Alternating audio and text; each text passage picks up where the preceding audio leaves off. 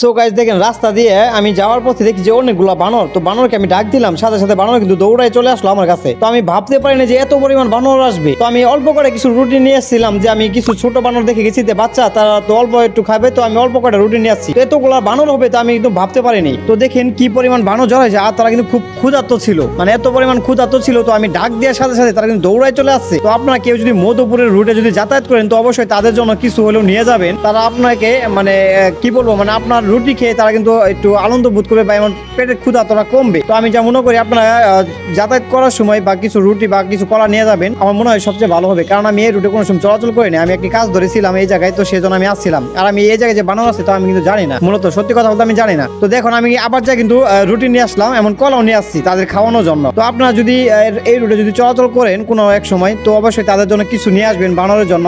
মানে ওরা খাইয়ে আমার মনে হয় তৃপ্তি পাবে বা শান্তি পাবে, কারণ ওরা কিন্তু আপনাদের আশায় বসে থাকে আমি যা মনে করি। কারণ ওরা দেখলাম প্রত্যেকটা বানর দেখলাম আপনার রাস্তার ধারে বসে আছে। আমি যা মনে করি যে আপনাদের জন্য বসে থাকে, আপনারা কোন সময় খাবার নিয়ে যাবেন সেই খাবার পাবে, ঠিক আছে। তো এই রুটে যদি কেউ যদি চলাচল করেন তো অবশ্যই তাদের জন্য কিছু হলেও নিয়ে যাবেন, আমি যা মনে করি।